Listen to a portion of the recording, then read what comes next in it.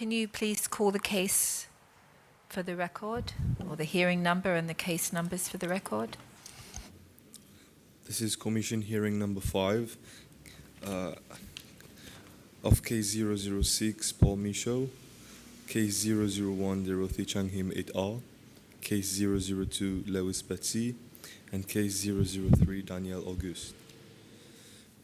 Thank you. Can you please call the first witness? Mr. Paul Michaud. Yes.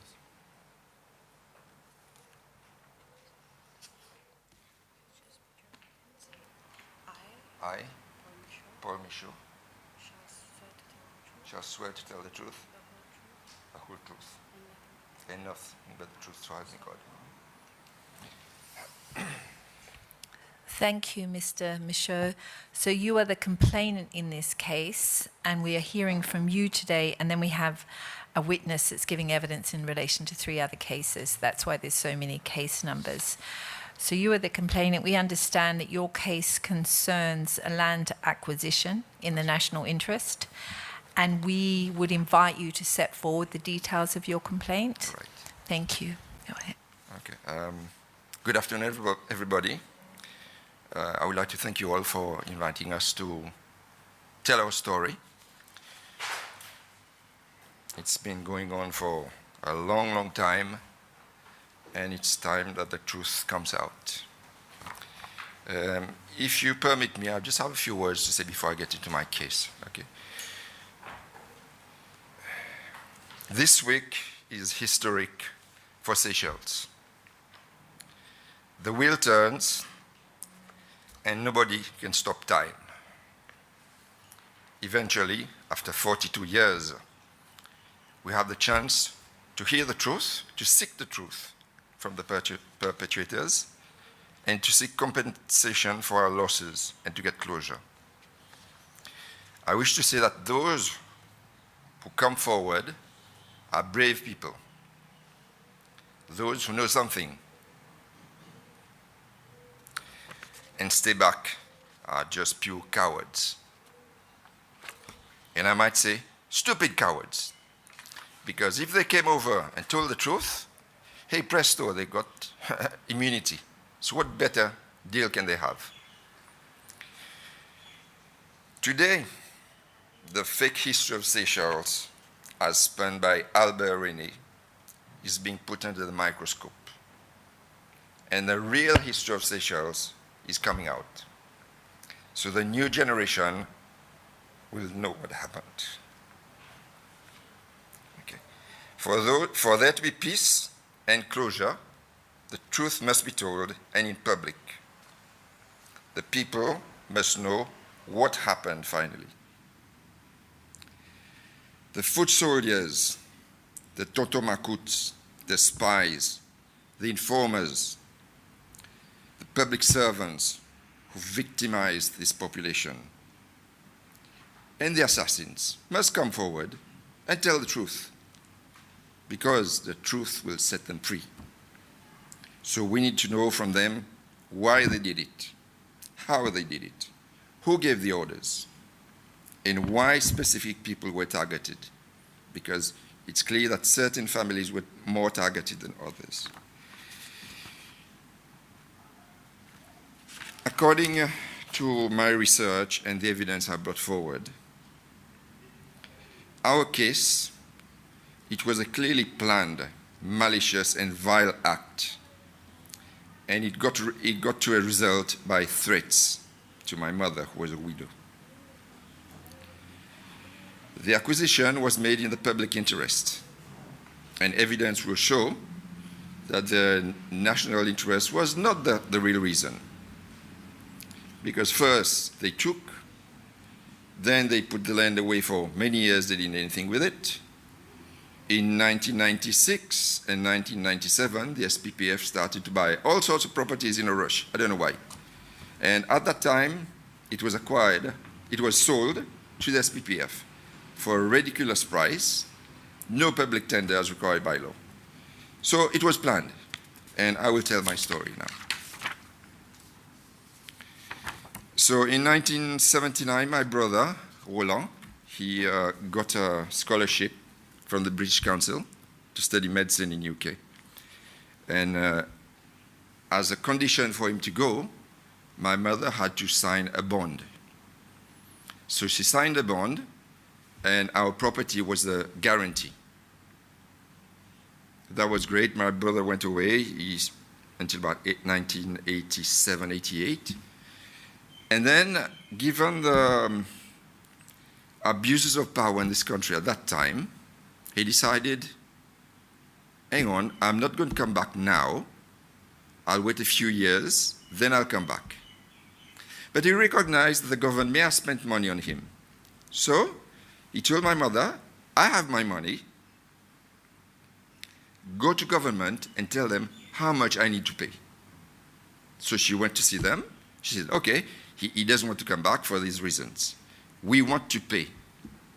And they said, no, we want the house. Because there was a house in this property.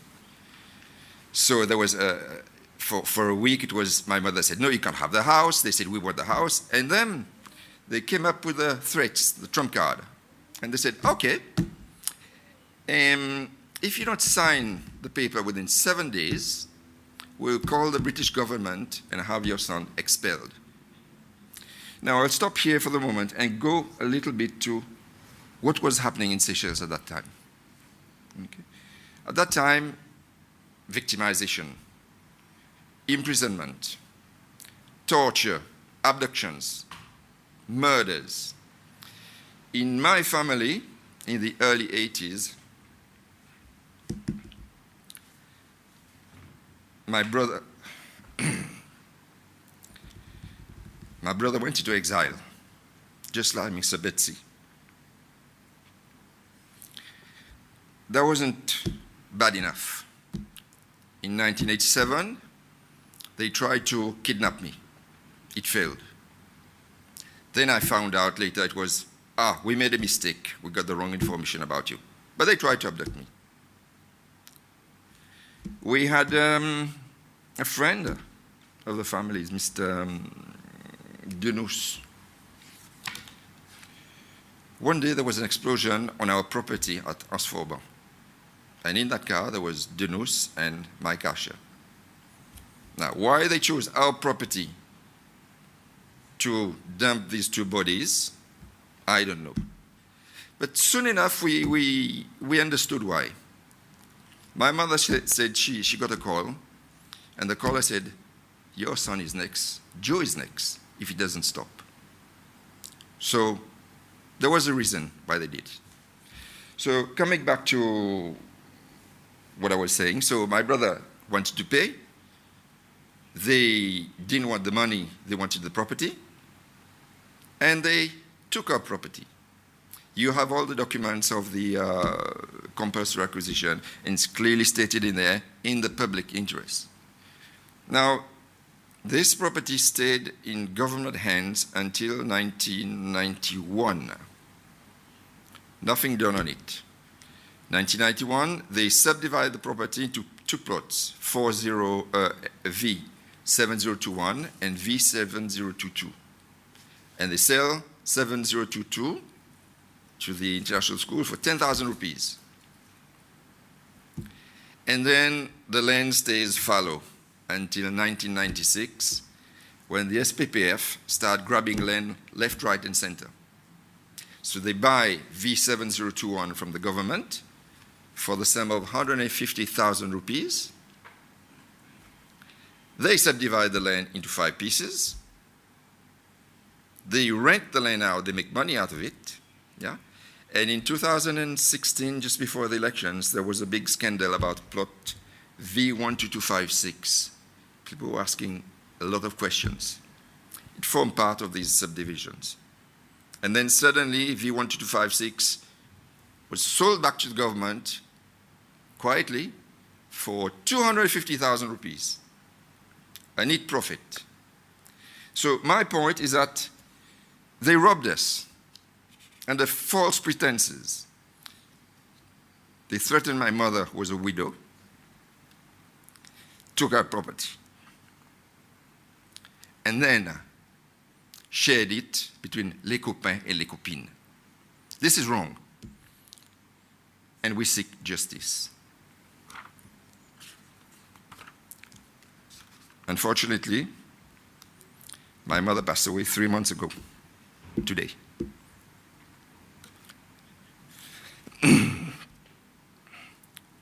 She will not see justice. But we, the heirs, we will see justice. So we are asking that the perpetrators of this evil deed, they come forward, they say why they did it. Take this load off their shoulders. It will set them free. And then government will have to take up its responsibilities and either return the property to us or compensate us. Unfortunately, most of the pieces of that property have been sold. When I submitted my submission to the National Assembly, about 3 years ago, I think, V12256 was a savage parking made of coral fill, being used by international school. As soon as word got out that I was asking for property back, work started, and today this place is concreted. It's a concrete parking. So they knew we were going to ask for a property, and they're trying to build on it so we don't have. Too bad. They can't give us back our property, give us compensation. With that, I will let you ask questions, and thank you again for your time. Thank you for setting that out so clearly. I mean, so your brother got a scholarship from the British Council. That's right. So they were paying for him to go and study medicine. Exactly. So why did he have to sign a bond as a condition to go? Madam, during that time, these people, these evil but clever people, they found ways to tie you with a rope. Initially, in 1977, my brother was supposed to go to that same school. After the coup d'etat, suddenly, cancelled. At that time, there was no bond. It was cancelled, just like that. And then they said, okay, you can go now, but you'll sign a bond now. It didn't apply to everybody. And even though it applied to everybody, most of the people who went overseas, whose parents, guarantors, signed a bond, most of them never came back here in this country. They weren't victimized. The guarantors were not strangled to get the money. They were just let below the radar. But us, they had to, because they planned this thing. But if the British government were paying, what money did... Exactly. Can I clarify briefly? Because I also was awarded a British Council scholarship in 1976. So before the coup and all of that, it was still the British government. And I went through the A-level at the college, like all of us did at the time. And I do remember your brother and Philippe and the others. We were all bonded when we were given a British Council scholarship. That was, it seemed, the system that had been established at the time, before the coup d'etat.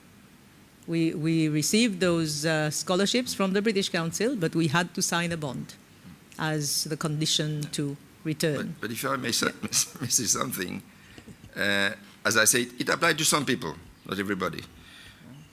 When I finished the A-levels, and in order to punish me, I was sent to Greece on a scholarship to study electronics engineering. I didn't sign a bond. They didn't ask for a bond.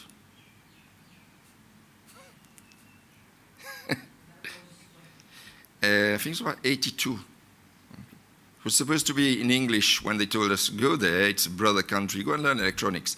At 33,000 feet, we learned it was in Greek. So we had to go and learn Greek before we could go to university. Imagine, you don't know even hello or goodbye in Greek, you're going to study university? So that's why I didn't have a bond, because it was just a...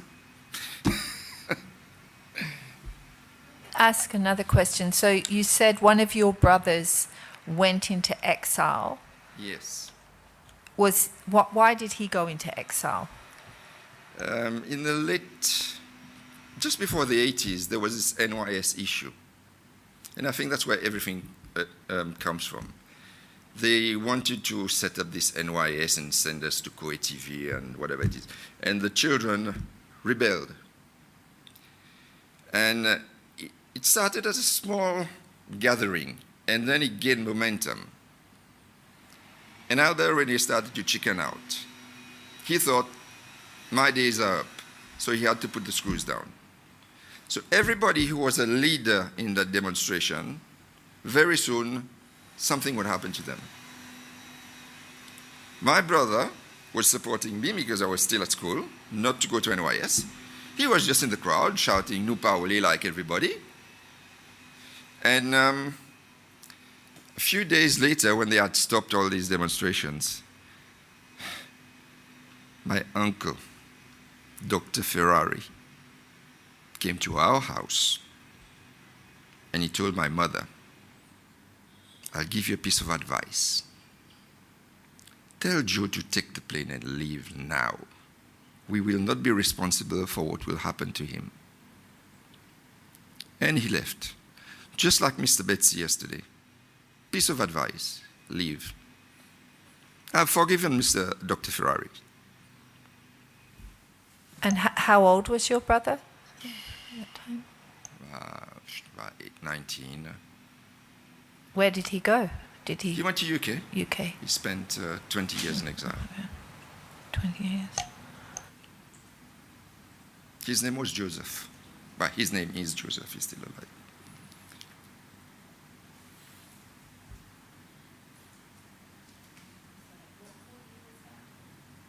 What year was that when he I left? don't remember, but Yeah. it was just after the student Remember. rebellion, they call it. 79 or early 80s. So when they took the property in the national interest, the house stayed empty that whole Stayed time? empty. There were rumors what happened in the house, but since it's rumors, I cannot repeat it. Yeah. And then, I don't remember when I went past the place. Many years later, it was a SPPF branch office. That's what they used to do when they take your property. They put a banner, SPPF branch, where the militia would gather, the spies would come and give all the information on you. And then after that, when they bought it, they demolished all the buildings. We had a 4-bedroom house, kitchen, 3 bathrooms, a sitting room inside, a dining room outside, carports, quarters for the workers. We had, my father was a DIY man, so we had stores and he had all these tools in there, you know. We had a boat shed by the sea. We had a sleepaway by the sea. They just flattened the place and then left it like that for many, many years. That's why afterwards people from international schools started to park on there. So, I'm sorry. And that's what I was saying. It's a savage parking made of Blanc d'Espagne, whatever it was. V12256. Mr. Michaud, just for clarification, the actual place for there's a La Paille Galère before, is that correct? La Paille Galère, c'était un endroit avant ça. C'est parti dans un bout de ça, non? No. Okay. It's where the international school parking is now. Okay. And it went all the way to the sea. It was not a rectangular plot. It sort of became smaller by the sea. Where's the Libyan embassy? Next door. Next door. Yes. Thank you. Yes.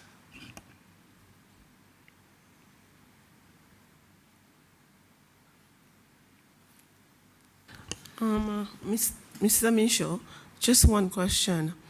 You said that your mother offered to pay the studies of your brother, and during that time there were other students that went to UK and didn't come back. Yes. Are you aware whether the parents were given the opportunity to pay off the scholarship? Well, information I have is they just didn't come back.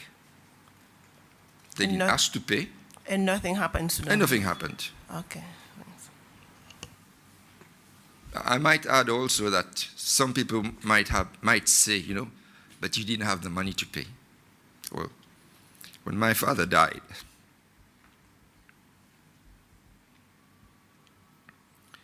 we had a little bit of money, everybody. And at that time, each of us had about £15,000. We had the money. My mother had the money. We had properties we could have mortgaged. But no, they wanted the house. Struggling to understand what you actually owed if the scholarship was paid by the British. It baffles me too. Miss Purpose, Yeah. what did you owe?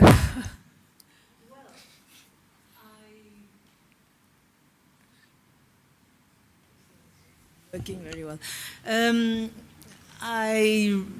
I'm not sure. Well, at the time, I think that this had been an arrangement between the Seychelles government. Well, we were still a British colony, and in 1976, in my time, when students were being given scholarships, there were only about 25 of us who did A-levels at the time, and if we got the grades, we would be guaranteed a scholarship. And it was mainly scholarships to UK or those who wanted to study French, maybe possibly to France. But our parents had to sign this bond as a sort of guarantee that we would return. I think that was the idea. That's how it was. Would you have any idea of the value of that bond, how much it was for? No, I can't remember. I wouldn't know. No. It was just the property as a guarantee. Without any... It was either that or he doesn't go on scholarship. That's it. So it was vague anyway. When I think about it, I think the only cost which is justifiable is normally when students go overseas, they come back on holidays every year. And the government pays for their flights, whatever it is. But everything else is paid by the British government or French government, whatever it is. The bond is to entice people to come back. But it doesn't mean that if you have a bond, somebody decides, you can't pay, I don't want your money. I'll just take the house or the car or the boat. It's not like this, it doesn't work like this. You have a bond is a debt. If you cannot pay, that's another matter. If you can pay, you pay, and that's it, it's finished. That's my view. I mean, it's not clear how much you should pay because you don't know what you owe. Exactly. Hey. When they acquired your property in the national interest, did they pay your mother the market value of the property at that time as compensation, or did they taking out whatever they thought she owed for this bond? She got 0 cents. She got nothing. 0 cents. And of course, at that time, you couldn't argue in court your case because he had everything in his pocket, this chap. He was masterminding everything. So we had other properties. Had we sort of made a fuss about it, they would have taken another one or done something else. So the fact that the country was in such human rights were being abused here, my mother could not see my brother coming back. And she had no choice. It was 7 days. Sign the paper, or we call the British government. And if I remember correctly, she mentioned Willy Confé. She mentioned the Maryse Laue, who is the ex-wife of the widow of Ogilvy Bailey. She always mentioned that, and she told us fight to get our property.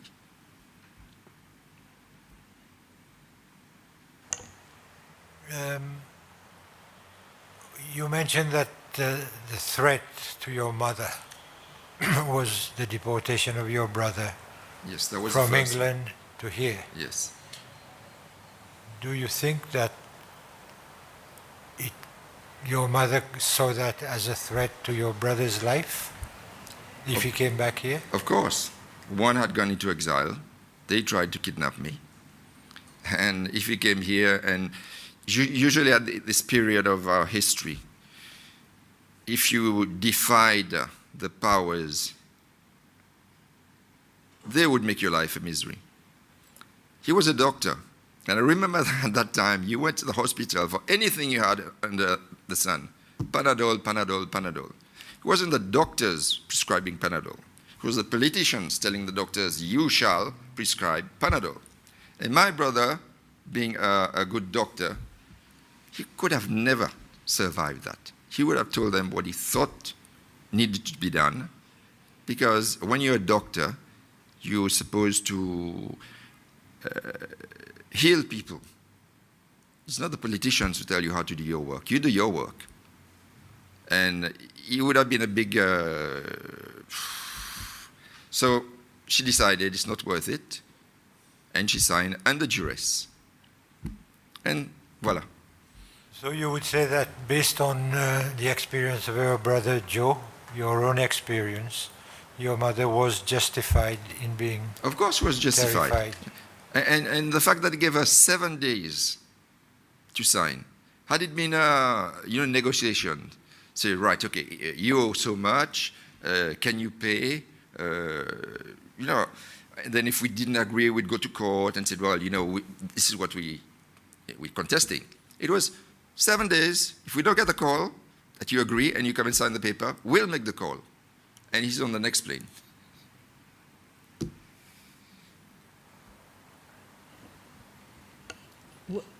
Were you and the family living in the house at that time? Yes, we were living. Your mother was living there? Yes, yes. Okay. Did you try, when the country returned to multi-party democracy, did you try then to get some redress for this? No, we didn't. No. It was just a charade. They told you could do things. They still had the judiciary in their pocket. So the stress and everything, we thought, let's wait when we have true democracy. Then at least we can voice our concern without being victimized and tell it to the world.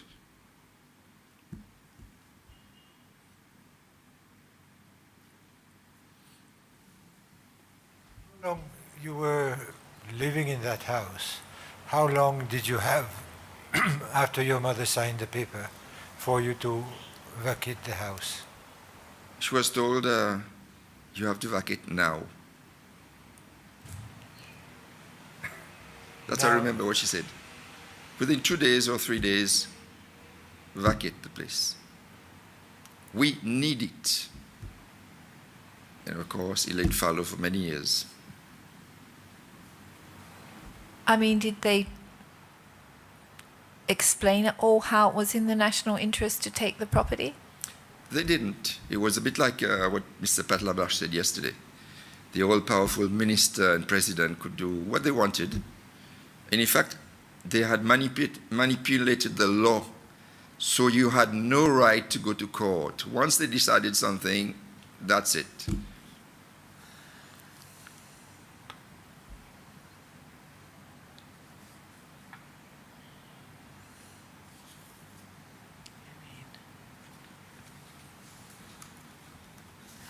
So after the property was taken and you had your brother Joseph in exile because he'd been told to leave, did the rest of the family just conform and stay quiet? And We used to talk a little bit, But, certain things you say might sound funny to you. But it was very serious. At that time, before you talk to somebody, you have to put your hands under the table to see if there's a microphone first. Then you check over your shoulders to see if there's nobody watching you. The only time we used to talk politics was when we went fishing. At least there were no microphones, no spies. They used to bug everybody's telephone. I worked with Cable and Wireless for 18 years. I saw things. Maybe one day you will call me to testify on certain things. I will, but I saw things. You couldn't talk your neighbor would inform on you. Your maid would be paid to place a microphone in your house. I guess they knew how many times you went to the bathroom every day, because next day the branch office would receive all the information. So you just had to shut up or go somewhere where there's no big ears listening. And as Mr. Betsy said in his testimony, initially, we didn't care about politics. But they forced us to become activists.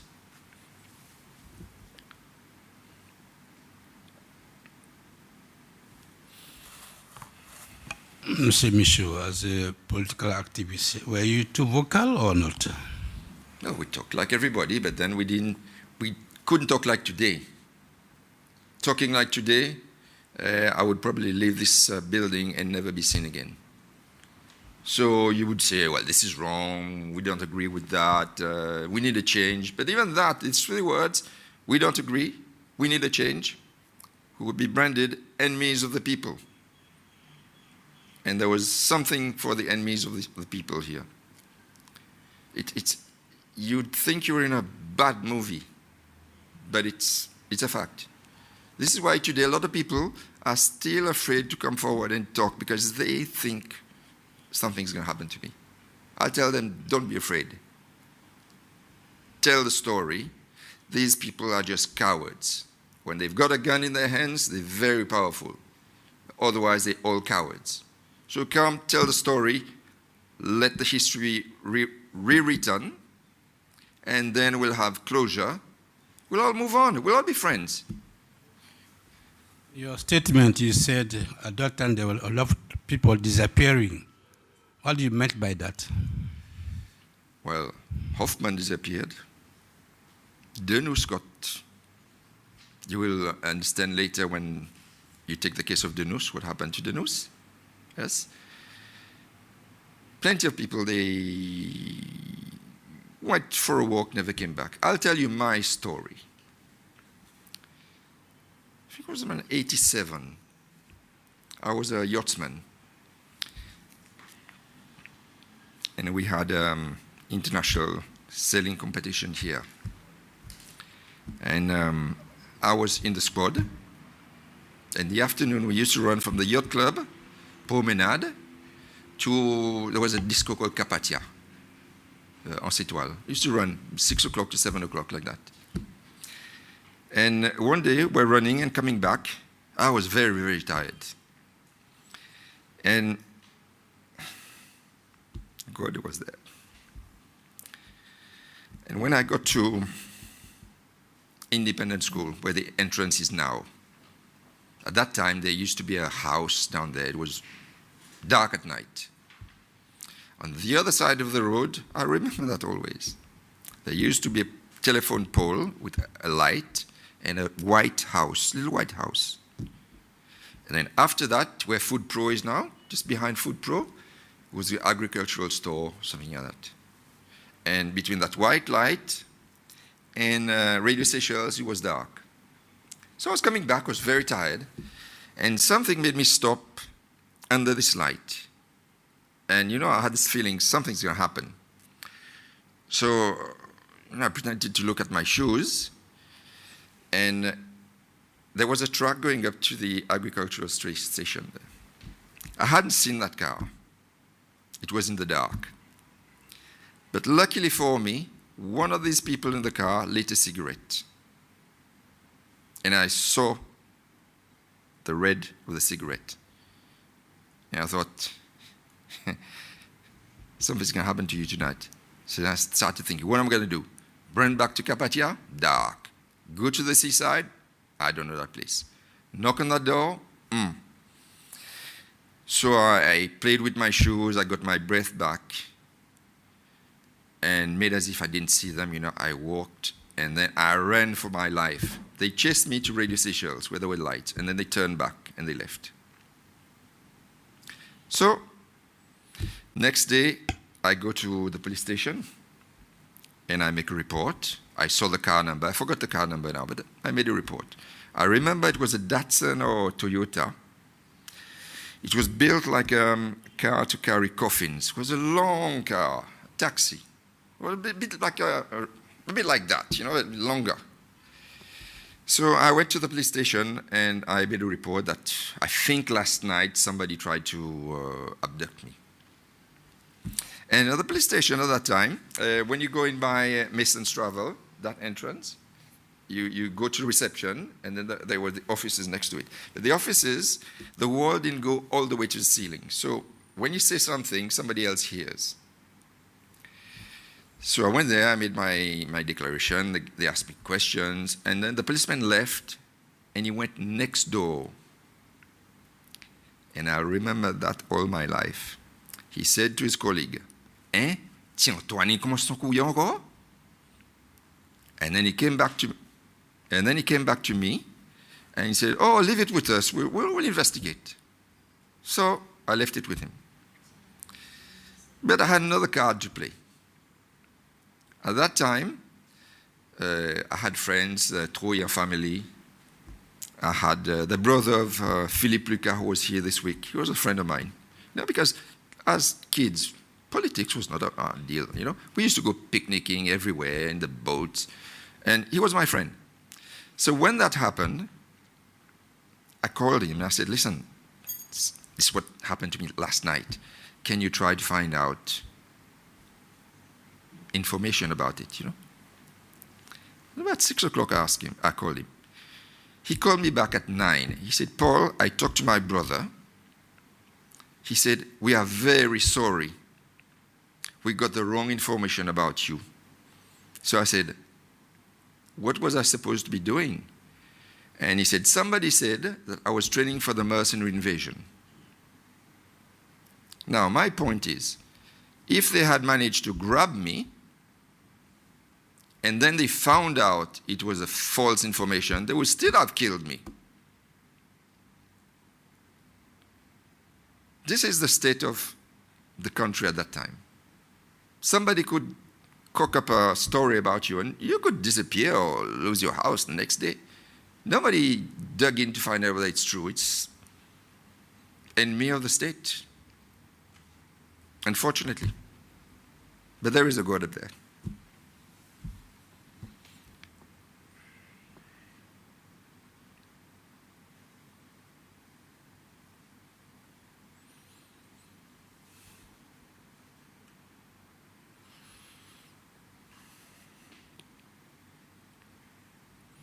Estimate of what the value of what you've lost? I do. I had a real estate person evaluate the property. I said, evaluate without the house, because he couldn't see the house. The house is gone. Yeah. So I've got the official report with me. It's 10.5 million. A house of that value, with this equipment today, I tried to build a room at my house, 600,000. So I estimate about 1.5 million. Okay. We lost rent on it, but we can negotiate on that. I mean, we're not that petty. Yeah. But what I would ask is that the SPPF, they bought this place for dirt cheap. They rented it out.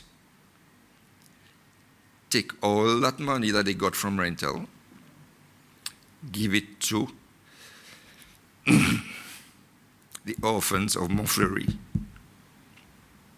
Give it to them. It's not their money. But we are open to negotiations. I represent the heirs because my mother passed away. So if government comes to me and said, we propose so much, I will take it to the heirs. We will see. If they tell me, sign on a dotted line, I will do it. We'll have closure, finish. But still, these people who did that to us, they need to come up and own up to what they did. Maybe somebody told them to do it. So we need to know who.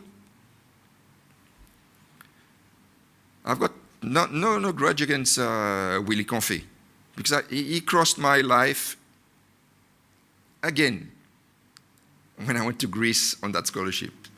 But the past is past on that. I see him, we say hello. My mother would never forgive him until her dying day. But I just said hello because we have to move on.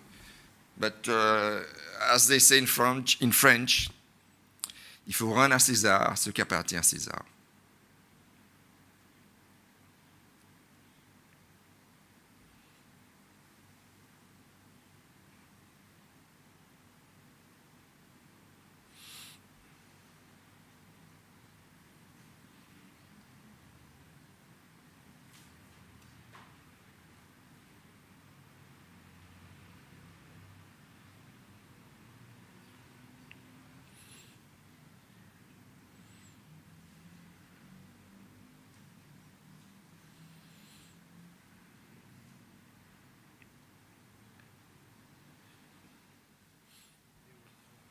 So, being representing the Michaud family, you are the only one residing in Seychelles, actually. Now, with my brother Philip, Okay, my sister Denise, okay. and Roland is in the UK, and the other brother who's in exile, he's in Australia. Thank you.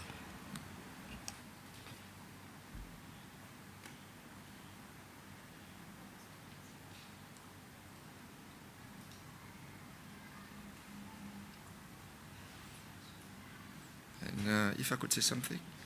Yes. We have lodged a case at the Land Tribunal. They told us, it's a very good case, you've got all the documents. And I said, well, when will it be resolved? He said, you see, the Land Tribunal is just a tribunal.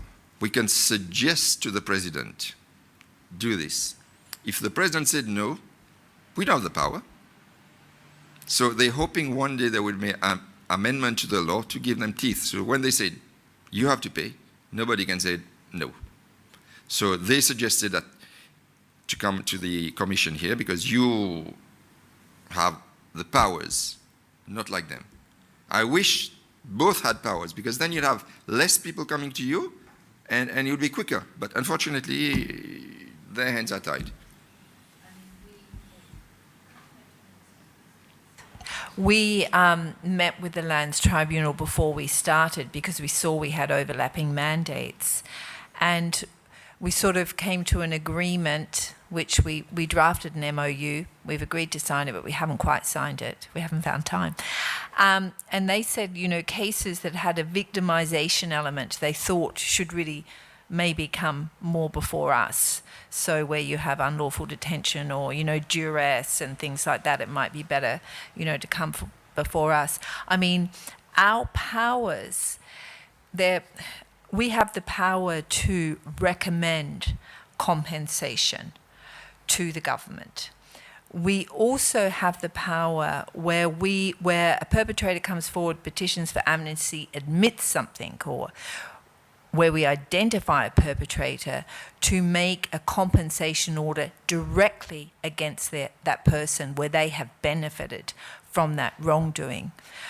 So we do have more powers than the Land Tribunal, but where we don't have a perpetrator, we're still relying on the government implementing the recommendations that we make. That's right, Michael, right, yeah.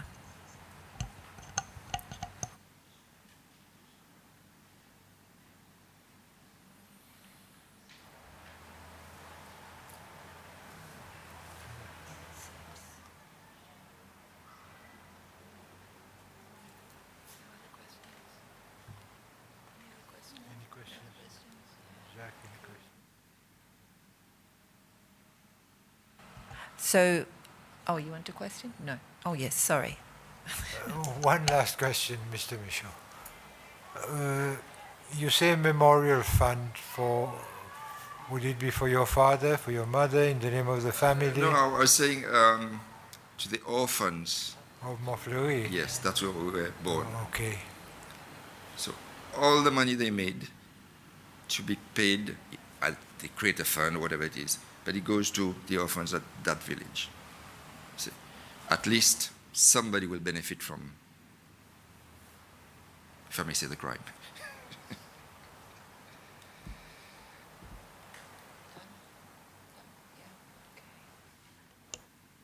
Going on. Thank you very much, Mr. Michaud, for setting forward your complaint so clearly. I think there's not much confusion in my mind except for about the bond.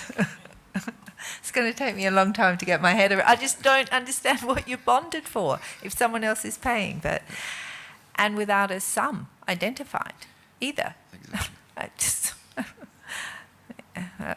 maybe Commissioner Purvis will explain it to me better, but I don't understand it.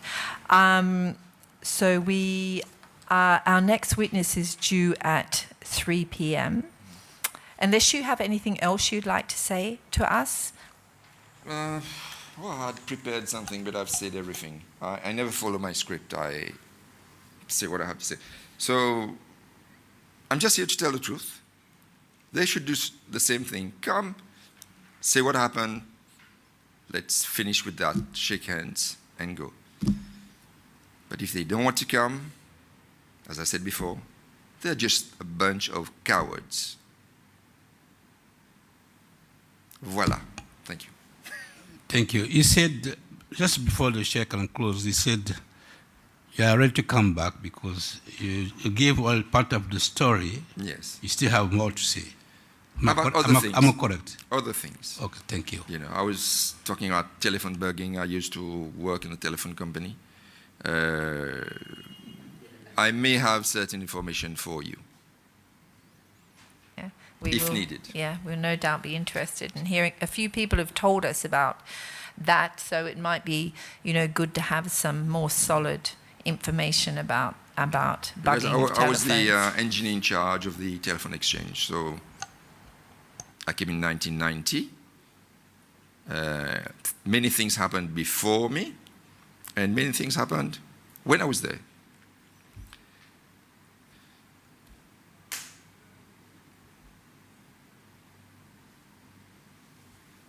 You'll probably get a witness notification coming up from us.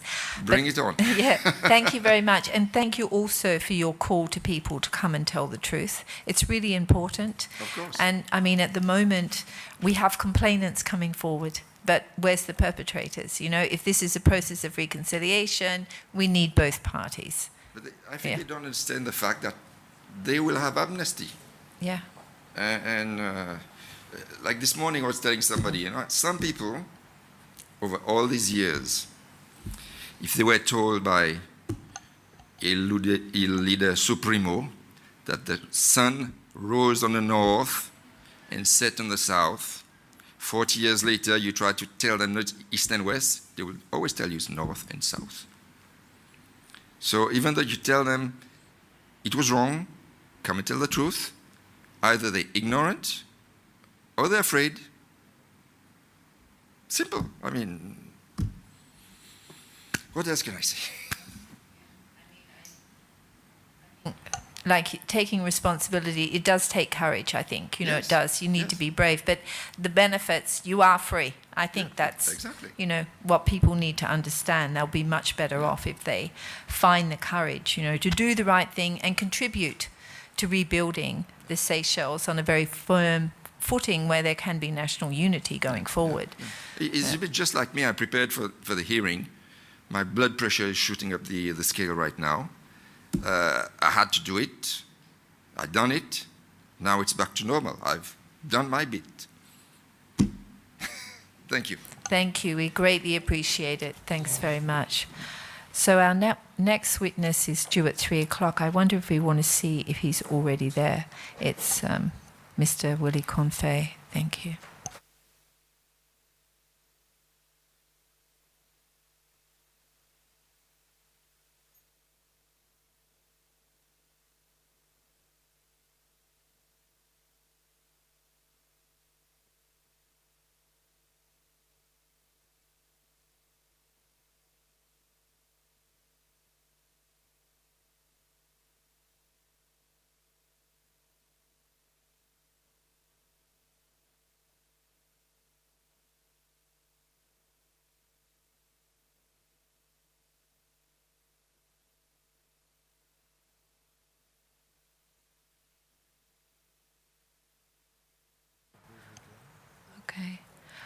Okay, so he's got 9 minutes, but he's not here, so perhaps we'll adjourn now and come back. Shall we take that as the break? Oh, he comes at 3. Sorry, he's got an hour and 9 minutes. So I think we'll adjourn until 3 o'clock. Thank you.